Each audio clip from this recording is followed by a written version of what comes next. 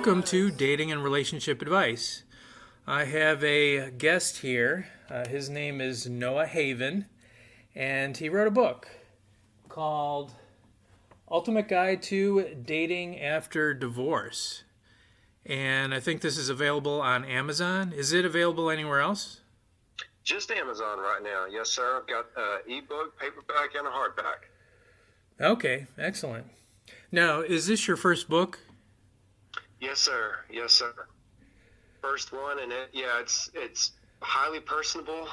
Just talking about the things that I've gone through before, lessons that I learned the hard way, and it's something that I wanted to share with other people because I know that there are other men, women out there who are going through those trials and the traumas that have come from divorce, and it's a book that I wish I would have had when I was going through my divorce years ago. Yeah, definitely. I mean, it's hard to come across somebody who's had the same experience Hmm. in order to get comfortable talking with somebody. Hmm. But how long did this take you to write this book? Oh, once I got the idea of putting all of this into a book, I would say it somewhere between 6 months and a year. Wow. Um, I had for a while wanted to find a way to share some of these lessons that I had learned. And then when I finally decided, well, maybe I'll try to put these together into a book. Yeah, that process took between 6 months and a year. But yeah, as I was going through just all of the things that happened with the divorce and um, just the emotions and feeling hopeless and all of that. And then you've got your well-meaning family and friends who are surrounding you and sharing advice with you. And I've gone to like divorce care support groups, things like that, spoken with pastors, spoken with counselors, um, just realizing what has helped me and what hasn't helped me, and thinking, I wish I could put all of this information together to be able to share with other people to help them and kind of weed out the things that don't work and to share the things that do work. Yeah. Now, was there something specific that triggered you to create this? Um, not really, I guess, just seeing that it was possible to put a book together. The book is self-published, and it was a real easy process. And um, I do remember seeing an ad online about publish your own book, and that got me thinking. So that may have been the event that triggered it. But yeah, just realizing that it was possible, that it wouldn't be that difficult of a process to get your story out there. And that motivated me because I wanted to be able to share that information to help and encourage other people out there. Yeah, I'm sure you may have had a lot of grief from a divorce. Some people find it good therapy to journal sometimes, and that could be a good transition to a book. I don't know if you have your own like little notebook, sketchbook, just to put ideas down. Yes, definitely. Yeah, that is something that I would definitely get. I mean, there was a wide range of emotions, like right after separation and divorce. You're going through just anger, sadness, confusion, hopelessness. Um, you're trying to negotiate, and then there's like the realization that this is the way it is, and it's just you can feel all of those emotions in one day. I mean, it is a process, and it's not necessarily like a linear, like you go from one stage to the next, but yeah, you can be feeling all of those emotions over the course of a day. And I did find that it was very helpful, beneficial for me to try to understand what I was feeling and to write down those feelings. There are countless times that I would sit in front of a computer and write down things that I wanted to say, to my ex, or questions that I had, and I knew I wouldn't get that opportunity. And I found that sitting and typing and writing things out was very beneficial to me. Yeah, because I did the same thing, but I wasn't necessarily married. I was in a toxic relationship, and going back and trying to get closure, they don't seem to care. Yeah. They just want it to be over.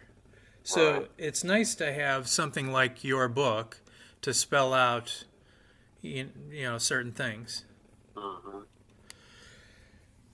Yeah, and it is something, yeah, that I wish I would have had back in the day, because I sought out help and wisdom and advice from as many people as I could. But like, even though divorce is very common, there weren't a lot of people in my family who had gone through divorce. I didn't have a lot of friends or older people that I knew who had gone through divorce. And I would speak with counselors and pastors, and they hadn't been through divorce. One of the things that did help, I remember going to the divorce care group that I mentioned and hearing other people's stories. And that was, I would say, kind of a turning point for me, because I would hear all these stories from people sharing how traumatic their experience was. And I found myself wanting to encourage them. And by doing so, I realized that I was kind of taking the focus off of myself, and I was redirecting it towards helping other people. And I would leave those meetings feeling better, not necessarily because I had solved my problems, but I was helping other people and encouraging them. And that's one thing that I certainly want the book to be able to do, is to encourage other people, help them, because that's where I guess my heart is right now. I want to be that encourager towards these people. Let them know that even though you're going through a nightmare right now, that there is hope out there for you. Yeah, that's kind of how I felt with myself. So I couldn't get a psychologist or a therapist to understand my position in a relationship or in a breakup. So they decided to send me to another specialist. Even though I'm a psychologist myself, I still needed to see outside of myself. Right.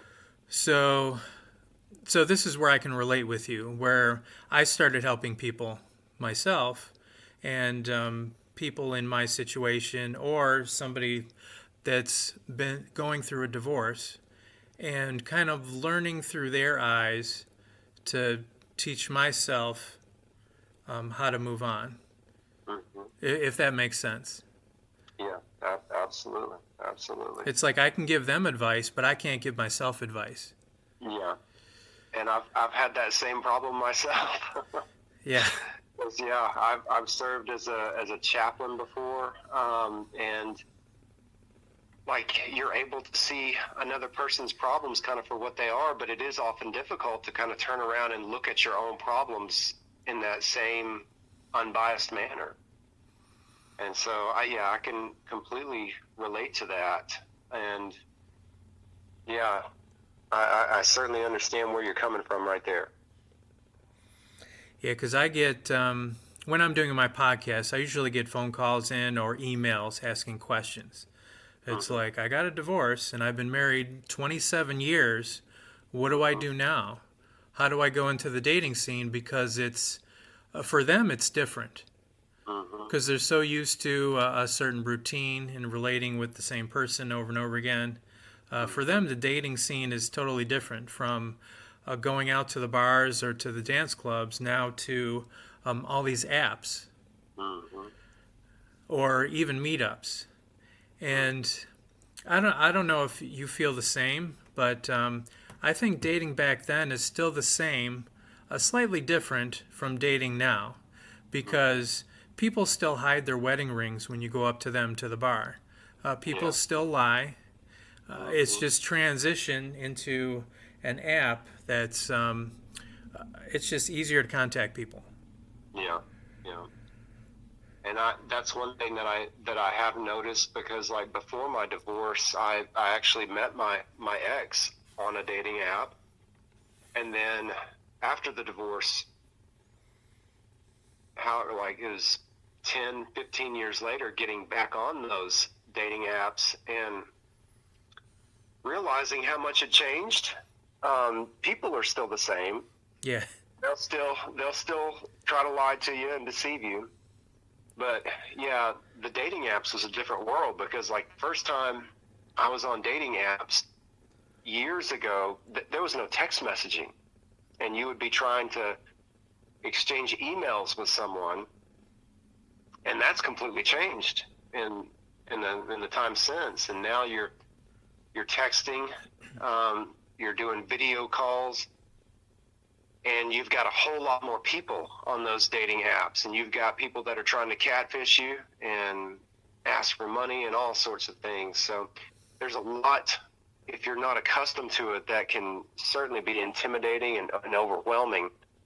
And I certainly have had my share of lessons on dating apps as well, being catfished before, sending out messages, no replies, and that just kind of contributes to a hopeless feeling, like I'm never going to find anybody. And that's another topic that I address in the book, like learning to date, learning to navigate the dating apps, which ones are the best, what to look for, what are the red flags, all that sort of thing, to be able to land someone who is compatible, who is trustworthy, and to eventually start that new relationship. Yeah, so that's a lot of things that I cover in my podcast, because I've been doing this for longer than 6 years, almost 7 years. Mm-hmm. And I've been dating on and off for 30 years, not finding anybody. Mm-hmm. And even though all my friends say you're the nicest guy and you're great and this and that, once you go on these apps, it kind of knocks you down a few pegs, so Yes. to say. So you have to. There's a learning curve. Yes, for and, sure. And I think your book kind of covers a lot of that, doesn't it? Yes, yeah, that's for sure. I wanted to definitely address that in the book, because it's part of my story, kind of learning how to navigate those dating apps and the learning curve there, like you mentioned. Because yeah, the apps today are not like what they were 20 years ago. It's kind of a new ball game out there, and you've got to be alert that there are a lot of fake profiles out there. There's people that are trying to catfish you, and as a man, you can it's the women who are being overwhelmed with messages. Like if you're a real woman with a profile on a dating app, you're probably getting hundreds, if not thousands, of messages every day. And on the flip side, as a man, you may be sending dozens of messages a day. It is tough to break through. And you've got to go through a whole ton of dating apps. They've got dating apps for every type of personality you can imagine out there. People that are looking to hook up, people that are looking for real relationships, and everything in between. And that's one thing that I try to narrow down in the book, and list specific websites, dating apps that are for the type of relationship that you're looking for. And specifically in the book, I'm talking about trying to find a real lasting relationship, finding love again. And I try to name those websites where you can have more success in finding a real, genuine relationship with someone who's looking for the same thing. Yeah, I think every city has, it's a little bit different. So certain apps are more prominent in certain areas than others, depending on where people go. But at least in your opinion, how do you not look at this as like writing a resume and going on a job interview? It's almost like making a marketing and business plan telling people, "Look at me, I'm over here, I'm single," and you have to create something unique, which is kind of hard to do.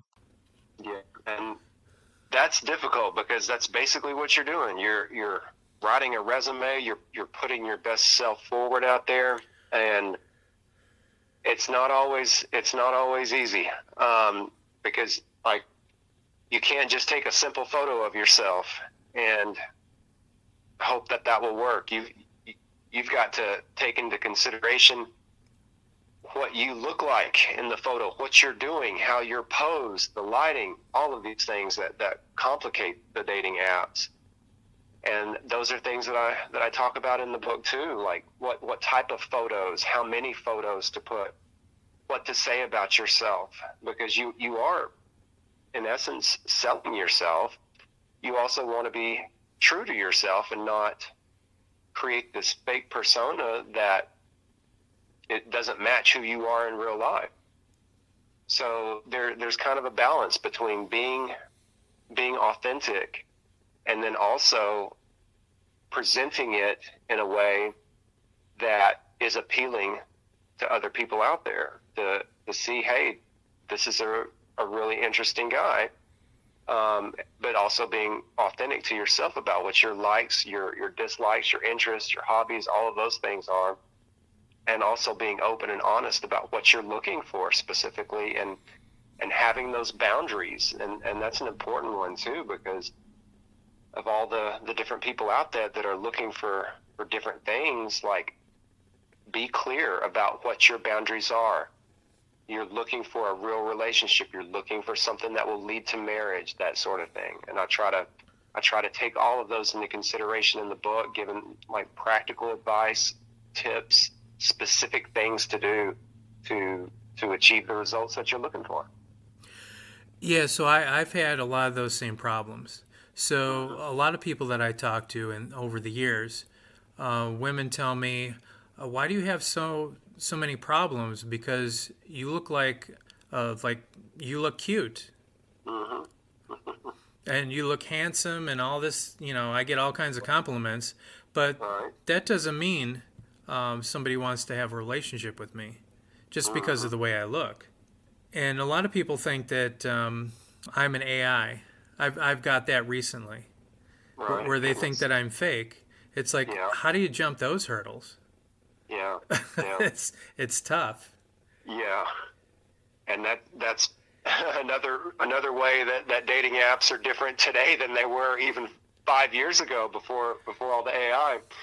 Um, but yeah, those are things that you've got to quickly address. I would say, because um, have a real conversation as soon as possible. I would encourage with people, because right off you're exchanging messages on a dating app, and like I said in the past, the next step would have been like, well, what's your email address? But that's not the way things are anymore. Instead, like, well, what's your number? May I text you?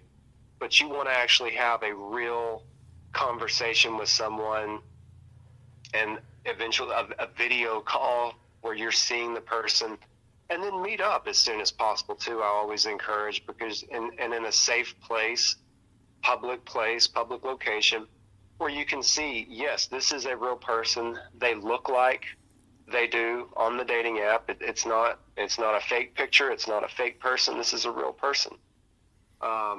Because yeah, if someone is hesitant to talk or to meet up in person, that's a huge red flag. And the longer that goes on, yeah, the more likely it is that it's a fake profile, somebody just trying to catfish you. So yeah, these are all lessons that I've learned the hard way, but it things that we all have to be aware of in today's modern dating world. Yeah, see, here's a twist. So a lot of the women that I talk to, a lot of them get sexual innuendos, Hmm. almost not quite immediately, but when I don't do that, they think that I'm an AI, or they think that there's something wrong with me. Hmm. It's like, why aren't you talking about sex? Right. Even though it's a big turnoff. Hmm. And I want to be as genuine as possible. I don't put my sexual foot forward, so to say. That's not what I want because as we get older, we don't necessarily get any cuter. But I have a lot of years of experience, Yes, sir. and a lot of people that I've talked to try to get them over that hurdle. But it's. I'm glad that you made this book because I think people need it in this day and age. So yeah, when I come across a certain way, I can't get a date if my life depended on me, and Yeah. I don't know how to change that. Hmm. So I'm thinking your book is the perfect example to see outside of myself. Well, that's exactly what I hope it can be, because yeah, I've been in that position before where, like, it was right after my divorce, and I would get online and I would get on. I was a member of probably half a dozen dating apps, or maybe even more. And every day after work, I'd come home, send message after message, and I would I would not be getting hardly any replies, and it just felt like an exercise in frustration. And it took me a while to realize just like how much things had changed over the 10, 15 years, and realizing that there's a lot more users on these sites, and women are getting bombarded with messages. Guys are sending them out, women are receiving them, and it's hard to find the good guys in the midst of fake ones, and in the midst of guys who are purely on there just for hookups. And so, yeah, I remember being frustrated countless times with the various websites and just not getting replies. And I tried to kind of start tailoring the messages a different way. Like, there, and that's one thing I talk about in the book too. Like, you don't want to just say hi. You don't want to make it a long message, because I've tried the short, sweet. I've tried the longer message. There's specific things that you can say that are more likely to get a response.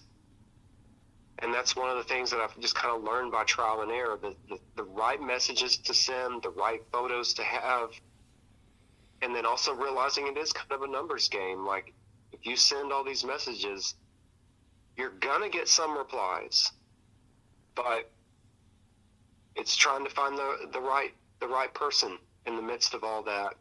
And also trying to find the right dating apps too.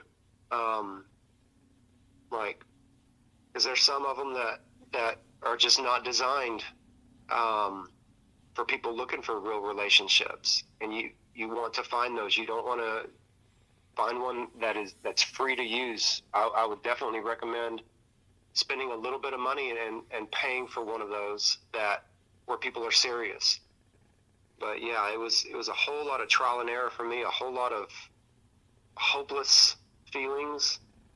But I adjusted, I guess, what I was doing, learned what wasn't working, and eventually found success. And that's what I want to share with as many people as I can, that there is hope out there for you. Yeah, because I went to the many sites and I experimented, but Mm. there's some conflicts. So I thought Bumble was probably the best site for me because Mm. women have to respond first. Right. But then women don't like that because they have to respond first. They want the men to do that. Exactly. But still, it eliminates a lot of the sexual talk or the fake AIs or whatever there might be, and the women have control over who they want to focus in on. Hmm. But then again, if you say, "Hi, how's your day?" that's considered a low effort conversation. When you really want to know how their day is, how it's progressed, what struggles have you been through, so I can learn about you in order to relate. Right. For me, that's not low effort, but for them, it is. Hmm. So I mean, there's a lot of conflict. I mean, I've tried eHarmony, I tried Christian Mingle, I've tried Match.com. I've tried all kinds of sites. I mean, there's probably 50 or more sites that Mm. people don't even know about. Yeah, yeah. But it's just I don't know. It's I don't know if you remember that Poltergeist movie Oh, yeah. back in the 80s where the lady is kind of fell into a pool and then all these skeletons are around her. Uh-huh. That's kind of how I see them feeling. It's like how many frogs do you have to go through in order to get the prince? You know? Exactly. Yeah, yeah.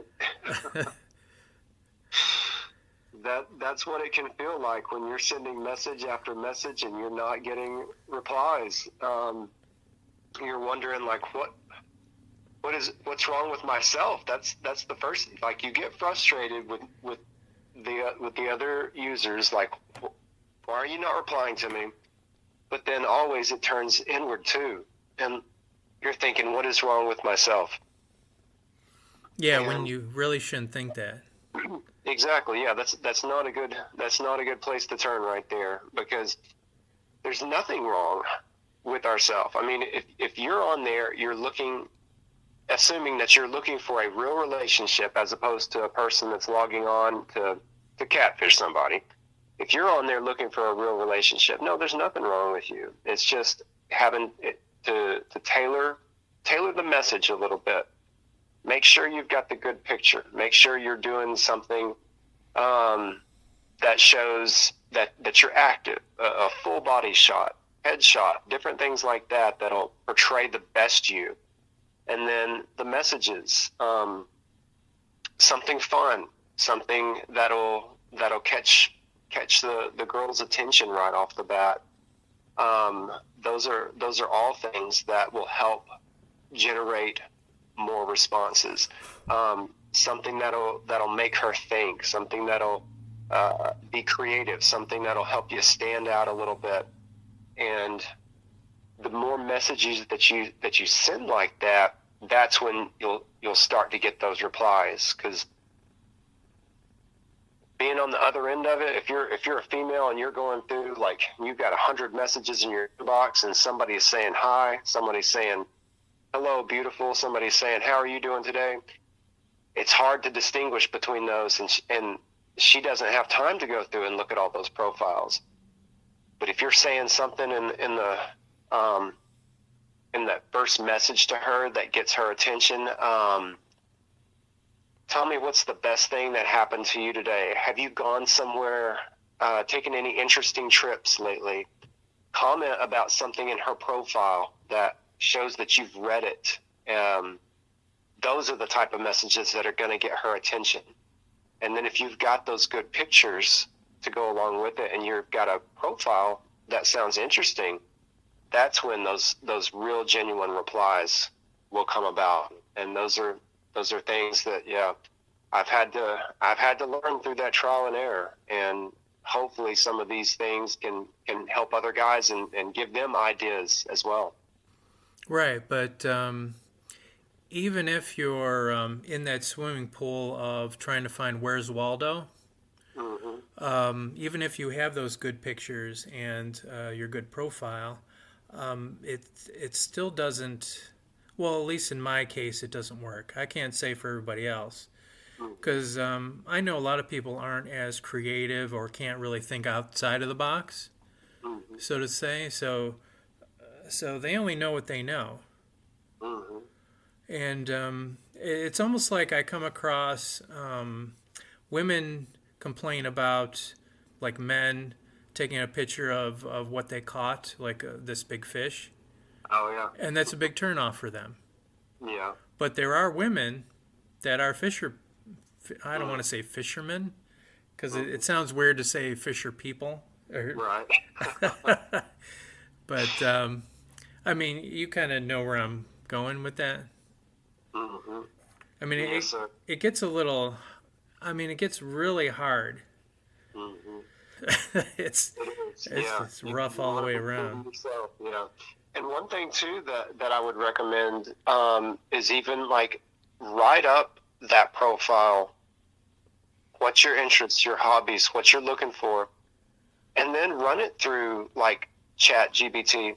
Let it reword it for you to where it would sound more appealing to a lady. And I think that would help a lot of times. But yeah, the photos are really important, but then also the profile. You don't want it to be too long. You don't want it to be too short. It's complicated, and it's like you wish that we could go back to that simpler time and just kind of be ourselves and not have to worry about how we word things. But yeah, it's frustrating, and it is I guess a game almost that you kind of have to play on there, being authentic, but then also knowing the right things to say, how to word things that will appeal to the girls who are just getting swamped with those messages. And then also realizing that there are all of those skeletons in the pool still. You want to learn to avoid them. And that was something that I learned to do over time. Like I would look at a profile and be able to spot the red flags and say, this is not a real person.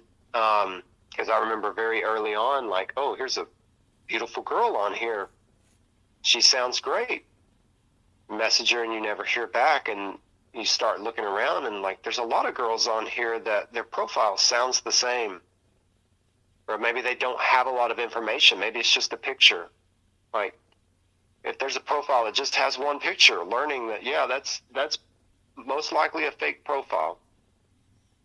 So there's always going to be those skeletons out there, but then almost like you're fishing, you want to put out that good bait, that good profile, because there are those good fish in that pool that will eventually respond, that will eventually take that bait and reply and get to know each other. So that's what the goal is, and I hope that the methods that I've shared in the book will lead to more successful online dating relationships, because it's a frustrating world, but it is something that will work if we know how to do it and we stick with it.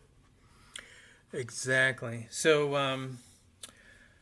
I have I received a message from a Laura Canet, and do you mind if I read it and see what you think? Absolutely, yes sir. Okay. So she says, I'm sure this has been a topic of conversation at some point, but do any of you feel like we, me included, can be a little too picky to judge on dating apps? She says, I'm on Facebook dating and I've met some very nice men, but as I'm going through the profile, I will swipe left for a lot of things immediately. Things like no shirt photos, not just one typo, but consistently throughout their profile, just to name a few.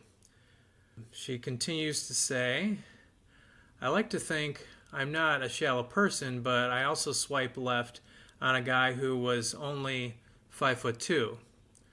Height definitely doesn't make the man, and I'm only 5'3", but it's still a thing with me. Anyone else feel bad about judging so quickly? So, what are your thoughts on her comment? I can totally relate to that, and that is very common. Even with the girls that I've spoken with in the past, I went out with a girl a few years ago. Had a date with her, and we met at a restaurant, and I walked up. She was already seated, and I walked up to the table and greeted her, gave her a hug, and we chatted. I would say we hit it off. I was honestly not that into it, but she did like me, and it was a date that was set up by a mutual friend. And after the date, we both contacted that mutual friend and were saying how it went, and I told her, well, real sweet girl, I thought it went well, and I just wasn't that into her. And the girl that I went on the date with, she said, yeah, I like him, and I was surprised I liked him, and I'd like to see him again.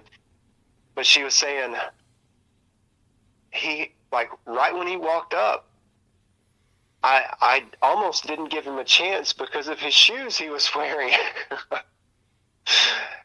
And I thought I had on fairly nice shoes, but apparently not nice enough for her taste.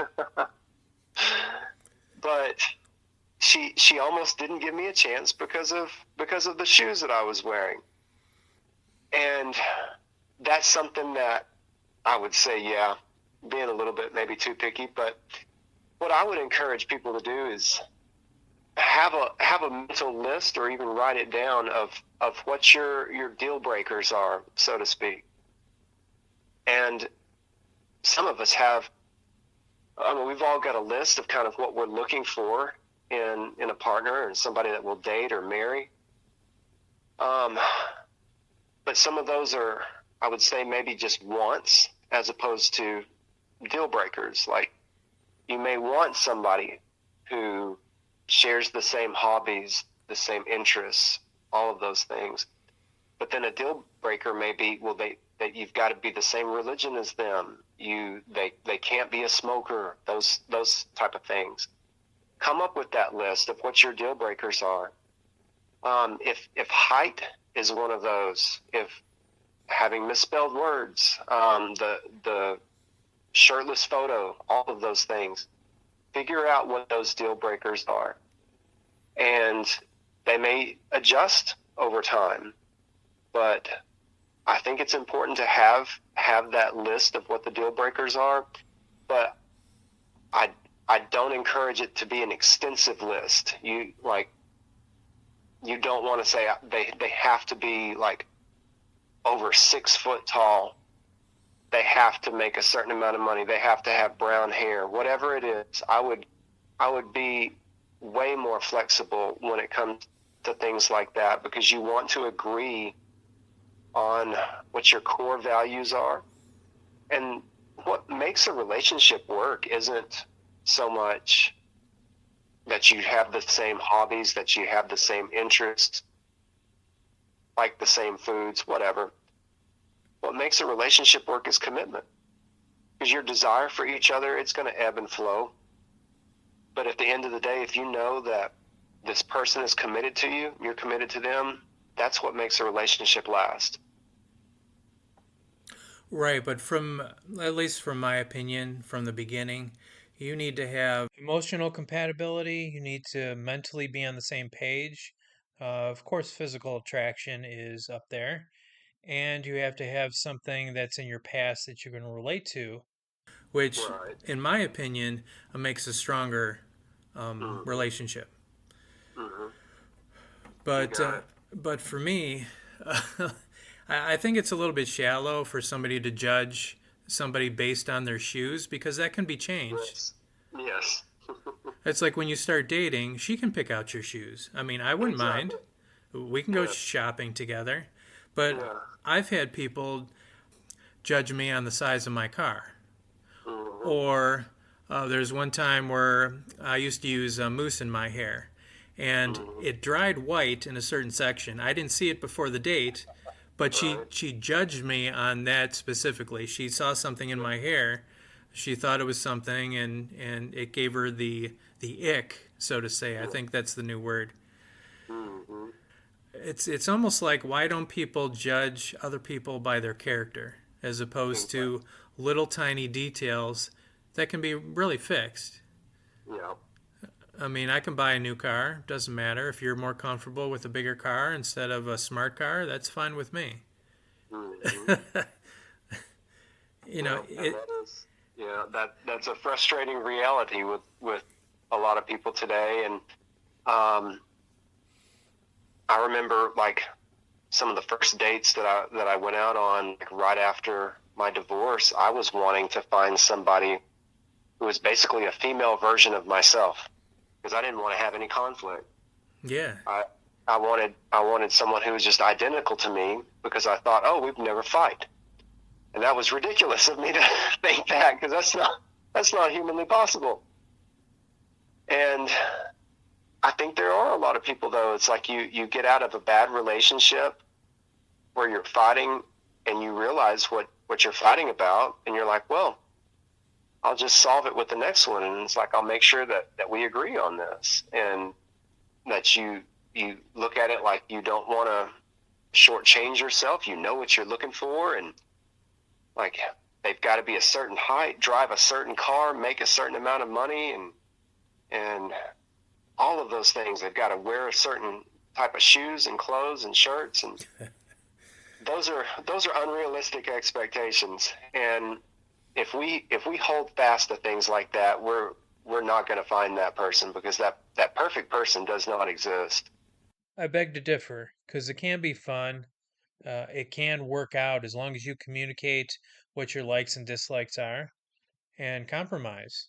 So yeah, I would encourage everybody just to make sure what your core foundation is. What are those deal breakers? If you had to pay someone, like, to a matchmaking service to find you a person, and you had to pay more based on what those deal breakers are, how much are those deal breakers worth to you? Then all of a sudden you may not be so concerned about what type of shoes they wear if you're having to pay to find somebody like that. So I would encourage just the core values, stick to those. What are those deal breakers? What are those boundaries? And be open to finding people that are a little outside the box. I never thought I would date somebody who did this, had this type of job, who looked like this. But attraction can come in all different forms. Whatever our ideal spouse looks like, you may wind up finding somebody completely different and falling in love with that person, and you wouldn't have given them a chance years ago. So I would say, be open to making connections with people, about what really matter, and don't hold to those shallow, little preferences, I guess, that we tend to have, because that eliminates a lot of good people that way. Yeah, because I'm thinking, when you're dating, don't jump to think that you're going to start dating, so to say. Why don't you, kind of slow it down a little bit and just jump into it, meeting a new friend and seeing where it goes. Yeah, Instead and of, getting to know somebody. yeah, instead of stressing yourself out. Hmm. You're not marrying them on the first date. Yeah, how am I going to live with this person with yeah, I don't like his car, I don't like his shoes. Well, no, you're just getting to know somebody, and if you give them a chance, you're gonna be surprised a lot of times. Yeah, definitely. And seeing some of the wording on your title, it says dating after divorce over 40. Well, a lot of Hmm. younger people that aren't married can learn from our mistakes to not get that divorce. Absolutely, absolutely. And that's the thing. Like, there are so many people. I mean, divorce is so common these days, and it's unfortunate because it is a traumatic experience. Whether it is something that you initiate or if it happens to you, it's traumatic either way. And if you've got children involved, that just complicates things even more, and it's difficult on them. And so you want to be able to recognize when there are problems in a relationship and go address those. Communication is so important. And I remember in my first marriage that we had problems starting to come up, and I honestly didn't think that they were big deals. I never envisioned that it would lead to a divorce, because I looked at marriage as something that lasts for a lifetime. And my ex was recommending, like, we need to go talk to a counselor. And I was completely opposed to that at the time. I said that, no, that is something that only couples who are having marital problems go to. because I didn't think that we were having problems. I thought it was just like little natural arguments. But yeah, it I had too much pride in that area, and I needed to take a step back and realize that all couples are going to have problems. They're going to butt heads. How you handle those problems, how you communicate, how you work on those problems is what matters. And keeping that commitment to your spouse and being willing to humble yourself and go seek help from a counselor, from a pastor, someone who's wiser than you, who has been through the battles, who can help you. And I think that's really important. And that's something that, yeah, even couples right now who aren't divorced, maybe having some problems, that book can also help them, because not only do we want to help people who are divorced find love again, I'd love to help couples avoid divorce and find love in that marriage again. Yeah, because you're right. Communication, well, to me, is number one. And if you didn't realize a certain situation was more important to her than to you, there should be a dialogue, even before discussing therapy. It's like, why do you think this is so important to you? Let me understand so I can be sympathetic Right. and help us stay together. Exactly. Yeah, I mean, I agree with a lot of stuff Mm-hmm. you went through. Yeah. So, yeah, this is great. So, make sure you look up this book, The Ultimate Guide to Dating After Divorce Over 40. And this is on Amazon. You can purchase that, and you can actually download the Kindle version of it if you don't necessarily want the book. It comes in hardback and paperback, as I found out. So, Mm-hmm. Yes, sir. all right. Well, it's great to talk with you, and if you want to continue to talk, you're more than welcome. We can do like another podcast, or even talk personally. Hash out some of these questions that people have. Mm-hmm. But that's up to you. I'll just leave that up to you. Well, I'm certainly happy to visit with you. Come back anytime. It's been an honor getting to do the podcast with you, Brian. I really appreciate it, and yeah, happy to come back anytime you'd have me. All right. And this concludes this episode of Dating and Relationship Advice.